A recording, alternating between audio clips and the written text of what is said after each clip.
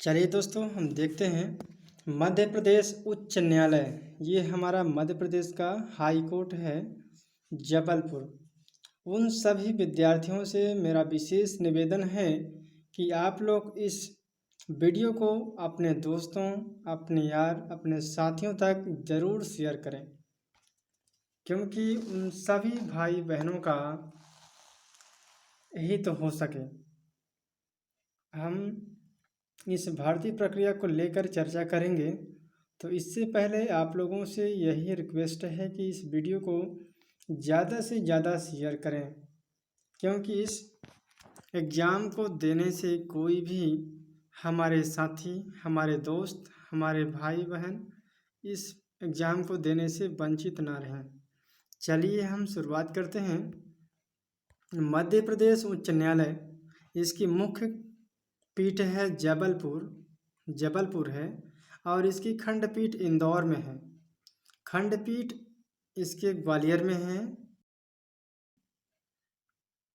चतुर्थ श्रेणी आकस्मिक निधि से वेतनभोगी कर्मचारी खंडपीठ इंदौर में, लिफ्टमैन चतुर्थ श्रेणी काउंटर एवं मुख्य पीठ जबलपुर में वाहन चालक नियमित आकस्मिकता निधि से वेतन भोगी के पदों पर भर्ती वर्ष 2025 ये नोटिफिकेशन आया हुआ है।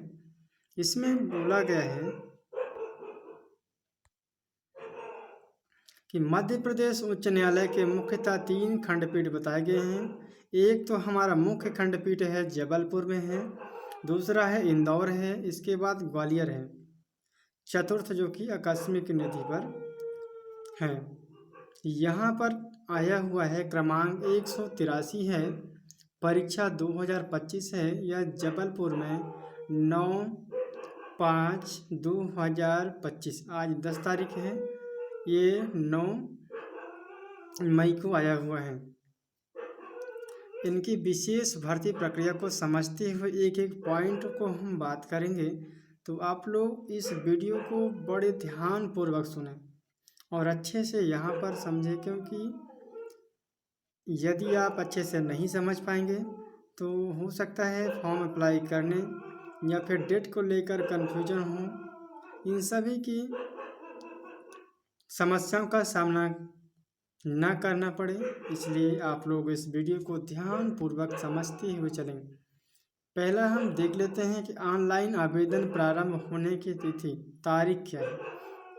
इस एग्ज़ाम की ऑनलाइन अप्लाई करने का तारीख है 13/5/2025। ये दोपहर 12 बजे से स्टार्ट हो जाएगी। आवेदन करने की अंतिम तिथि को हम देखें तो 28/5/2025 यानी दोपहर 12 बजे तक है। कहने का अर्थ है कि ये मई में ही प्रारंभ होगी और मई में ही इसकी लास्ट हो जाएगी।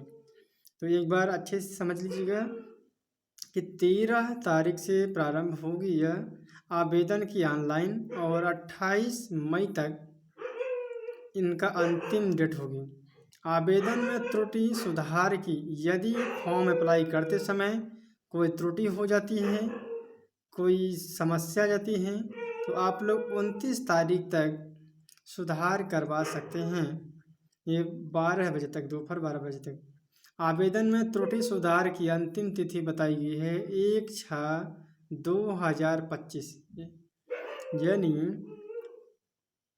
यदि कोई त्रुटि हो जाती है तो उनकी सुधार की प्रक्रिया बताई गई है 29/5/2025 से प्रारंभ हो जाएगी, और 1 तारीख 6वां महीना 2025 ये दोपहर की 12 बजे तक आप अपने जो भी डॉक्यूमेंट यदि गड़बड़ हो जाती है, गलत हो जाती है, उसे सुधार कर सकते हैं।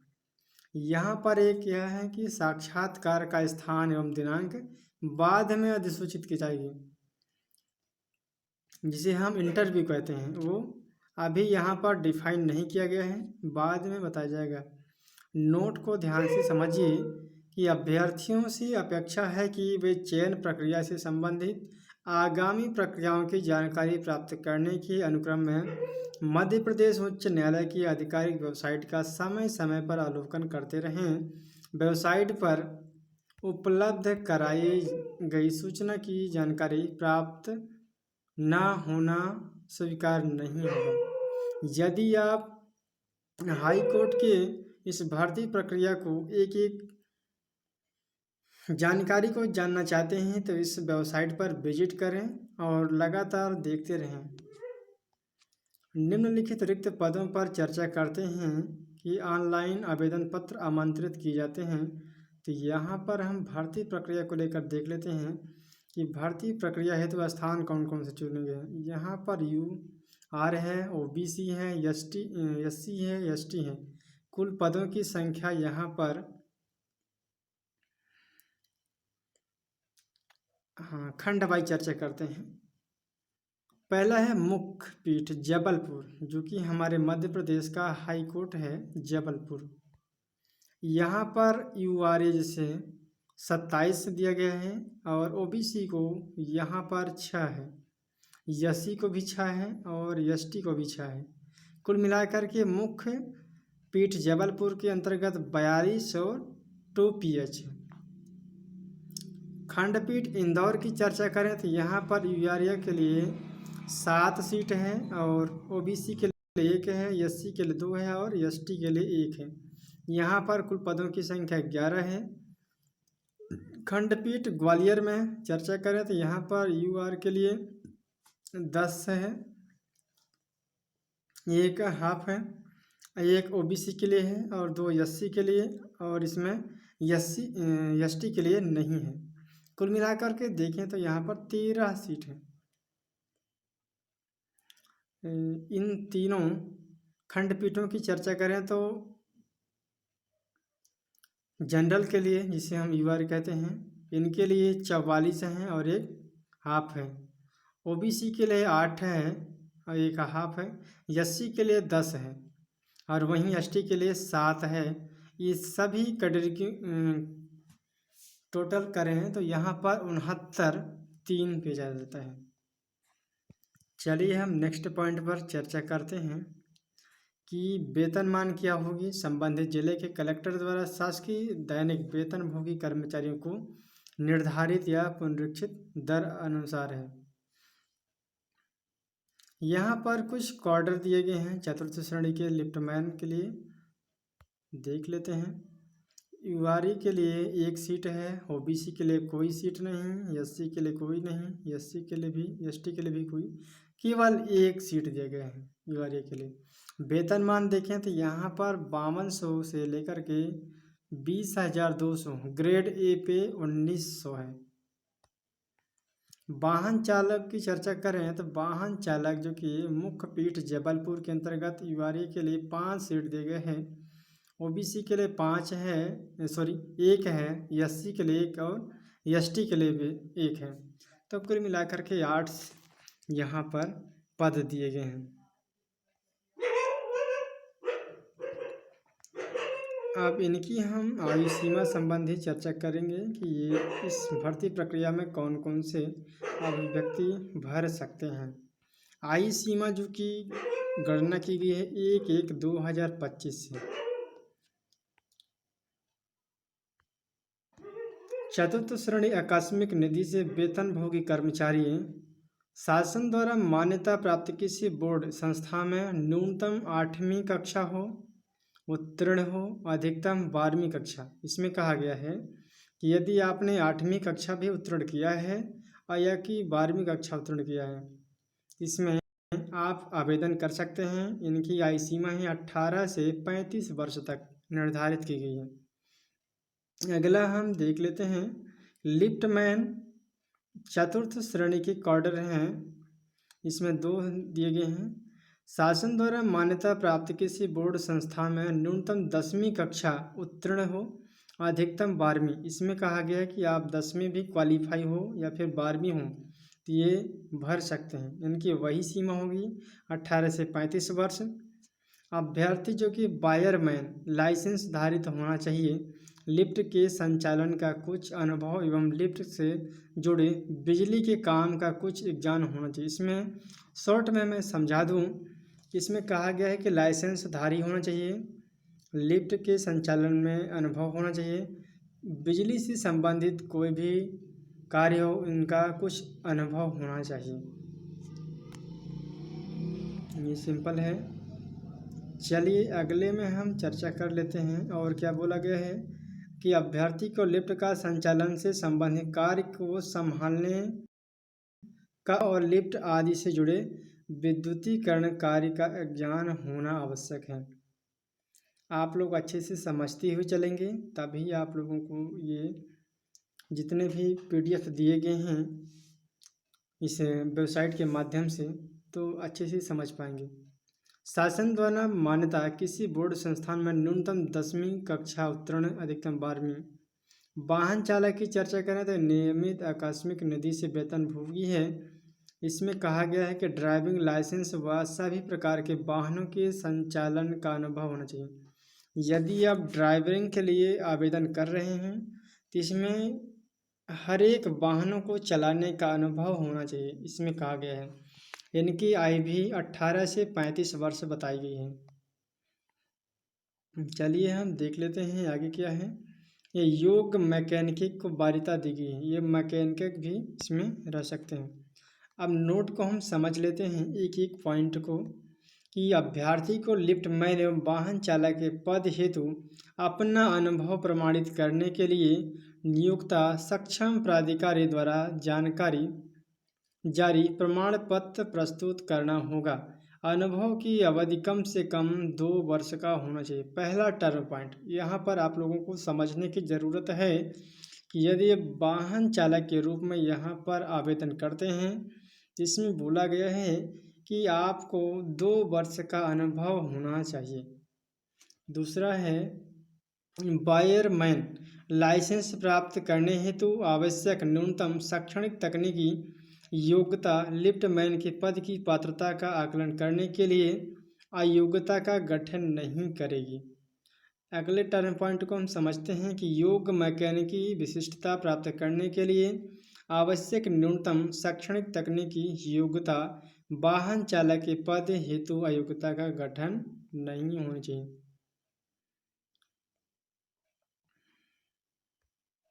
अगला पॉइंट है कि वे अभ्यर्थी जो चॉइस कोटा के अंतर्गत टर्मिनस आधार पर मध्य प्रदेश उच्च न्यायालय में पदस्थ माननीय न्यायाधिपति के अधीन काम कर रहे हैं, उन्हें इस कोटे का लाभ लेने के लिए संबंधित माननीय न्यायाधिपति द्वारा जारी अपना सेवा प्रमाण पत्र प्रस्तुत करना होगा। यदि इस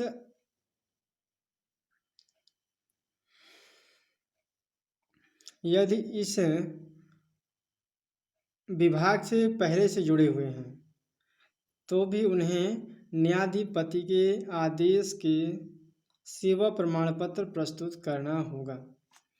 अगला टर्म पॉइंट बताया गया है कि सभी श्रेणी के अभ्यर्थियों के लिए अधिकतम आयु 3 वर्ष की छूट दी जाएगी। जिनकी आयु यदि ओवर हो गई है वे 3 वर्ष तक के उनके लिए छूट दी गई है। वे इस पद पर आवेदन कर सकते हैं,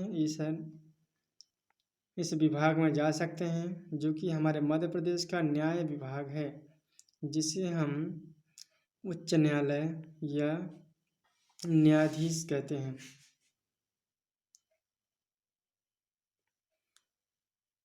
आप लोग इस वीडियो को अच्छे से समझकर देख लीजिएगा।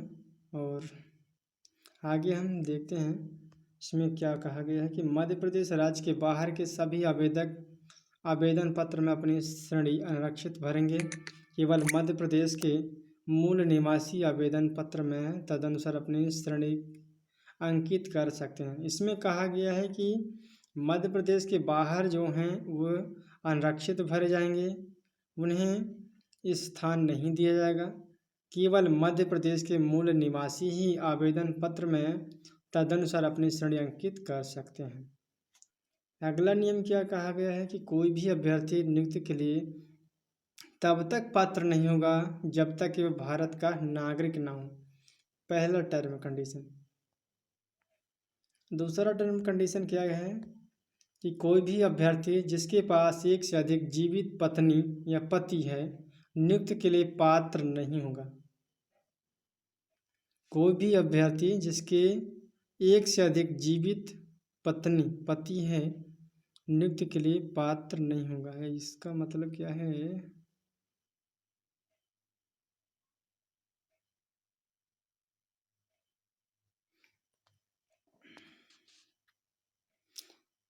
जीवित पत्नी। कहने का अर्थ यही है कि यदि आप लोग एक से अधिक हैं तो इस कंडीशन पर आप लोग न्याय नहीं दे सकते, क्योंकि ऑलरेडी आप लोगों ने इस न्याय का उल्लंघन किया है, एक से अधिक। इसलिए आयोग ने यहाँ पर प्रतिबंधित लगाया गया कि एक ही पत्नी होनी चाहिए और एक ही पति होना चाहिए, इसके अलावा दूसरा नहीं होना चाहिए। क्योंकि यदि आप इस न्याय का उल्लंघन करते हैं और दूसरे को न्याय के बारे में बताते हैं, तो क्या आप उस दूसरे व्यक्ति को समझा सकते हैं? ये बिल्कुल नहीं। इसलिए न्याय विभाग ने इस पर बहुत गौर और अच्छे से फैसला लिया है। यही इसका निष्कर्ष है। चलिए आगे चलते हैं। कोई भी अभ्यर्थी सेवा में नियुक्ति हेतु पात्र नहीं होगा जिसकी 26 जनवरी 2001 को या उसके पश्चात 2 से अधिक संतान है, जैसा कि मध्य प्रदेश सिविल सेवा की सामान्य शर्तें नियम 1961 के नियम 6 में प्रावधान किया गया है, प्रावधान किया गया है। हाँ, दूसरे स्टेप में आप लोगों ने समझा कि एक पत्नी होनी चाहिए, इसके अलावा दूसरा नहीं होनी चाहिए, और पत्नी को भी एक से दूसरा पति नहीं होना चाहिए। ये दूसरा टर्म पॉइंट है। और तीसरे पॉइंट में कहा गया है कि 2 से अधिक संतान नहीं होनी चाहिए। यदि आप सिविल अधिकारी बनना चाहते हैं, हाई कोर्ट में न्यायाधीश बनना चाहते हैं, तो इसमें 2 से अधिक संतानों की उत्पत्ति के लिए प्रतिबंधित किया गया है। अगला है, व्यक्ति जिसके 2 से अधिक संतान हैं वह अयोग्य नहीं समझा जाएगा, जहाँ पूर्व से एक जीवित संतान होने के पश्चात प्रसव में एक से अधिक संतान पैदा हुई हो। दिनांक 26/1/2001 में 280 दिनों के भीतर जन्मी संतान को अयोग्यता की श्रेणी में नहीं माना जाएगा। चलिए, तो बात रही आम सभी जनता को, तो आप लोग इस वीडियो को पढ़ लीजिएगा। मैं जो भी अच्छे अच्छे पॉइंट हैं उनके लिए चर्चा करूँगा।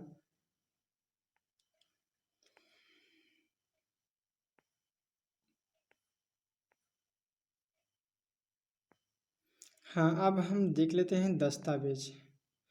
अन्य आवश्यक अहर्ता एवं जानकारी। इस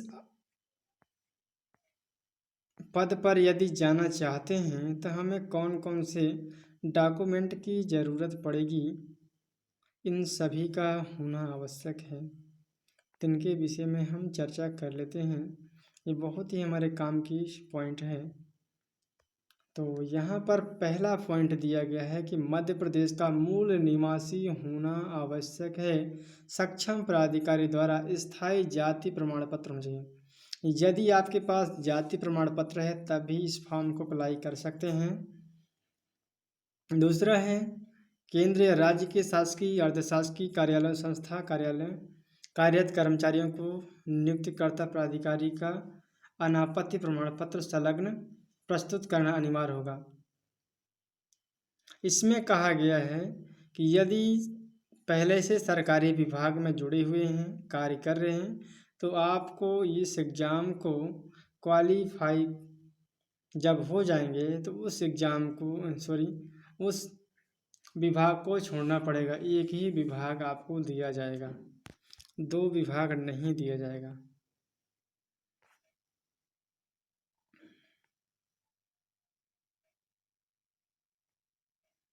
साक्षात्कार, अभ्यर्थी का भाग लिए जाना पूर्णतः प्रावर्तिक है। अभ्यर्थी को साक्षात के समय ऑनलाइन आवेदन पत्र के साथ अपलोड कीजिए।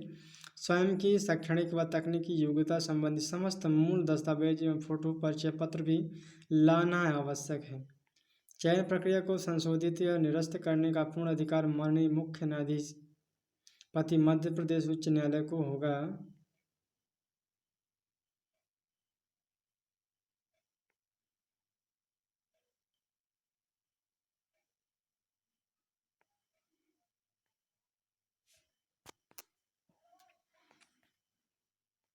अब हम चर्चा कर लेते हैं कि ये इस फॉर्म को यदि अप्लाई करते हैं तो इसमें फीस क्या रहेगी।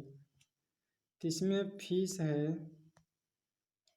अनारक्षित के लिए, जो हमारे मध्य प्रदेश से नहीं है, बाहर के अनारक्षित के लिए 200 रुपये लगेगा। आरक्षित वर्ग एवं दिव्यांग अभ्यर्थियों के लिए केवल मध्य प्रदेश राज्य के मूल निवासी आवेदकों हेतु मात्र 100 रुपये लगेगा।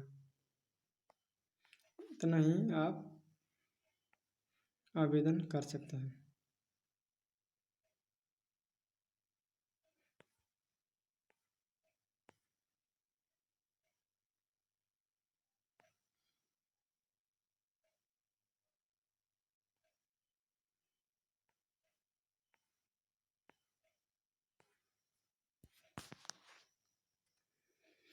अंतिम चयन प्रक्रिया मेरिट लिस्ट के अनुसार ही होगी।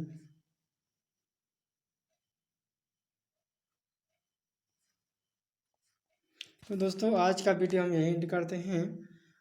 बता दूं कि जितना भी इम्पोर्टेंट बातें थीं हमने आप लोगों को क्लियर कर दिया है। तो इसलिए आप लोग जल्द से जल्द इस फॉर्म को अप्लाई करें और अपने इस हाई कोर्ट की भर्ती प्रक्रिया को समझ करके फॉर्म अप्लाई करें, अच्छे से तैयारी करें और इस एग्ज़ाम को क्वालिफाई करें। मैं भी बता दूं कि हमारा भी चैनल है एमपी ऑनलाइन टेस्ट चैनल के माध्यम से मैं मध्य प्रदेश के सामान्य ज्ञान के अध्ययन के विषय में अवगत कराता हूं। तो इसलिए आप लोग कोई भी एग्ज़ाम की तैयारी करें। यदि आप मध्य प्रदेश के एग्ज़ाम को तैयारी कर रहे हैं तो जाहिर सी बात है कि एमपी जीके आना आवश्यक है। तो इसलिए दोस्तों एमपी जीके के लिए आप लोगों को घबराना नहीं है, ना भटकना है। आप लोग सीधे इस प्ले लिस्ट में आ जाना है और वहाँ पर MP online test channel search कर देना है, आप लोगों के सामने वे आ जाएगी। हम एक बैच लॉन्च कर रहे हैं, एकदम फ्री है, इसमें कोई भी चार्जेस नहीं लगेगी। केवल आप लोगों को यूट्यूब पर आना है और इस वीडियो को ज़्यादा से ज़्यादा शेयर करना है और अच्छे से स्टडी करना है। चलिए, थैंक यू सो मच। जय हिंद, जय भारत।